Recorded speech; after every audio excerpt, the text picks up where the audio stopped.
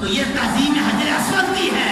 لیکن اگر یہی تعظیم نبی پاک علیہ السلام کے لیے ہو اور حضور علیہ السلام کی تعظیم کی خاطر اگر کوئی انگوٹھے چومے، یہ بدعت اور شرک نہیں ہو سکتا. یہ حضرت ابوبکر صدیق اکبر کی سنت ہی ہو سکتی ہے. ضعیف حدیث راوی ہے، ضعیف حدیث سے ثابت ہے. ضعیف حدیث سے عقیدہ ثابت نہیں ہوتا، لیکن ضعیف حدیث یہ اعمال میں بڑی مقبول و محبوب ہوا کرتی ہے. لہذا انگوٹھے چومنا اس سے ثابت ہوا. آئیے جب وہاں سے حجر اسود کو چوما، اب آگے بڑھا تو مقام ابراہیم گویا قدرت کی طرف سے یہ آواز آئی کہ کہاں جا رہا ہے.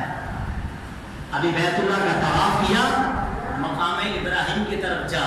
وَاتَّخِذُوا مِن مَقَامِ إِبْرَاهِيمَ مُصَلًّى، ابراہیم علیہ السلام کی جگہ کو مصلی بنا. آگے چڑھ کے 2 رکعت نماز پڑھ. کیوں؟ اس میں میرے خلیل کے مبارک پاؤں لگے. میں شروع میں کہہ چکا کہ فلسفہ حج کیا ہے. یہ خلیل اللہ علیہ السلام کی دعاؤں، اسماعیل علیہ السلام کی وفاؤں، حبیب اللہ علیہ السلام کی اداؤں کا نام ہے. ابھی سب ادائیں ہی بیان ہو رہی ہیں، ابھی سب ادائیں ہی بیان ہو رہی ہیں، لیکن اس ادا کو بھی اللہ نے اپنی عبادت کا درجہ دے دیا. حاجی کے لیے طواف کرنے کے بعد وہاں پہ 2 رکعت نفل پڑھنا یہ واجب قرار دے دیا گیا. اور جب وہاں سے 2 رکعت نماز پڑھ لیا، حکم ہوا کہ حاجیو آب زمزم پی لو، یہ میرے آقا علیہ السلام کی سنت ہے. اب حجاج کرام زمزم شریف کو پی رہے ہیں. المختصر یہ کہ زمزم کیا ہے. حضرت اسماعیل علیہ السلام کو جب آپ کی والدہ حضرت حاجرہ رضی اللہ تعالیٰ عنہ نے ایک پہاڑ پہ بٹھا دیا اور خود وہ صفا اور مروہ پہاڑی کے چکر لگانا شروع ہوگی، جس کو ہم سعی کہتے ہیں. اما حضور قافلہ ڈھونڈ رہی تھی، یہاں کوئی جگہ ایسی ملے کہ جہاں پہ پانی ہو، کیونکہ جہاں پرند ہوتے ہیں وہاں پانی ضرور ہوتا ہے. نہ پرند نظر آئے، نہ جگہ نظر آئی، اور قافلے والے بھی نظر نہ آئے. آپ چکر لگا رہے تھے، لیکن یہاں پہ قدرت دیکھیے اور نبی کی شان دیکھیے. اسماعیل علیہ السلام چھوٹے سے تھے، ننھی سی عمر میں اپنی ایڑیاں وہی پہاڑ پر رگڑنا شروع ہو گئے.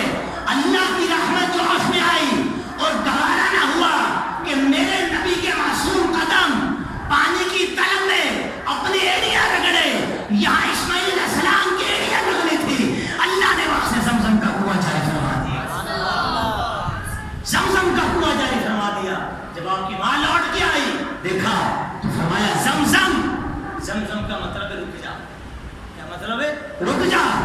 یہ وہ تو کہتا ہے کہ حضرت حاجرہ اگر زمزم نہ کہتی تو یہ پانی پوری دنیا میں شرائط کر جاتا، پوری دنیا میں پھیل جاتا. آپ نے فرمایا زمزم، وہی رک گیا. مطلب کنواں تو پھوٹ رہا تھا لیکن ارد گرد جانے سے رک گیا، ورنہ پوری دنیا کے پانیوں میں زمزم کا پانی شرائط کر جاتا. قربان جائیے. اسماعیل علیہ السلام کی شان یہ ہے کہ جب ان کے معصوم قدم پانی کی طلب میں جب رگڑے تو رب کریم نے زمزم کا چشمہ جاری فرما دیا.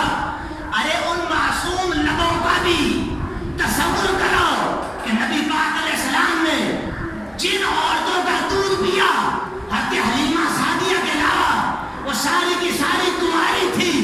ارے کنواری کو تو دودھ جاری نہیں ہوتا، لیکن جب معصوم لب دودھ کی طلب میں پڑے تو رب سے گوارا نہ ہوا. ان دو شیرہ کنواری عورتوں کے سینے میں رب نے دودھ کو جاری فرما دیا. کیا مرتبہ مقام ہے نبی پاک علیہ السلام کا.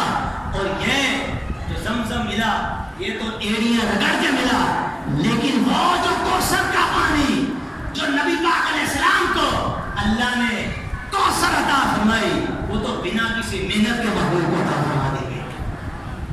اور یہ سب کا اس پہ اجماعی مسئلہ ہے. علماء فرماتے ہیں کہ حضور علیہ السلام کی مبارک انگلیوں سے جب پانی کے چشمے جاری ہوئے تھے، اس کو کم و بیش 1700 صحابہ کرام رضوان نے پیا. اور جو صحابی راوی ہیں وہ کہتے ہیں کہ اگر 1 لاکھ بھی صحابہ پانی پیتے تو وہ پانی سب کو کفایت کر جاتا. وہ جو انگلیوں سے پانی کے چشمے جاری ہوئے، چونکہ انگلیاں نبی پاک علیہ السلام کی ذات ہے، تو علماء نے لکھا، بعض علماء نے لکھا کہ اس سے یہ پتہ چلا کہ نبی پاک علیہ السلام کی مبارک انگلیوں سے نکلنے والا پانی یہ زمزم کے پانی سے افضل والا ہے، اس لیے کہ وہ پانی اسماعیل علیہ السلام کو ایڑیاں رگڑنے کی بدولت اللہ نے عطا فرمایا، اور یہ پانی تو حبیب خدا کے خود جسم سے جاری ثابت ہوا ہے، کیونکہ حضور کا جسم سب سے لطیف، سب سے شریف، سب سے اکرم، سب سے اعظم، سب سے اولا، سب سے اعلیٰ ہے۔ جو مقام اللہ نے حبیب خدا کو عطا فرمایا وہ کائنات میں اور کسی جسم کو عطا نہیں کیا، تو جو پانی حضور کی انگلیوں سے نکلا وہ پانی کا مرتبہ مقام ایسا ہے کہ اور کوئی پانی اس کے درجے کا ہو نہیں سکتا۔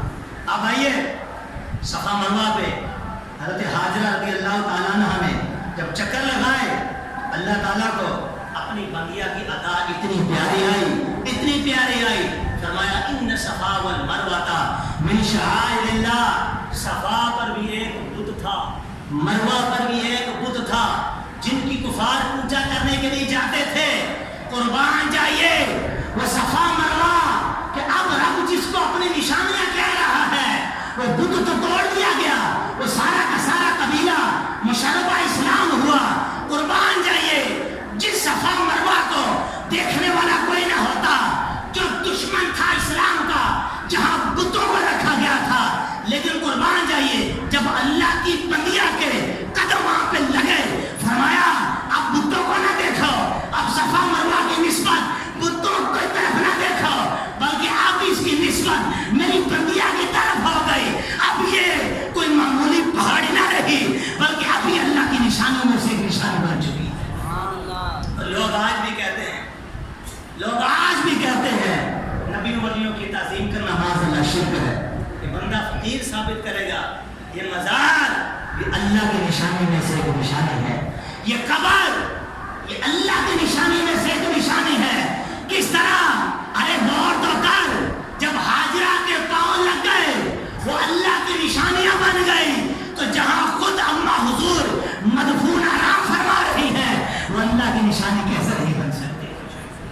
جن کے قدم لگنے سے اللہ کی نشانیاں بن جائے تو جہاں وہ خود مدفون ہو وہ اللہ کی نشانی کیسے نہیں ہو سکتی؟ قدم کا مقام تو بعد میں ہے، انسان کے وجود اور ذات کا مقام اس سے پہلے آ جاتا ہے، اور جب نشانی بنی فرمایا وَمَن يُعَظِّمْ شَعَائِرَ اللَّهِ، اور جو اللہ کی نشانیوں کی تعظیم کرے۔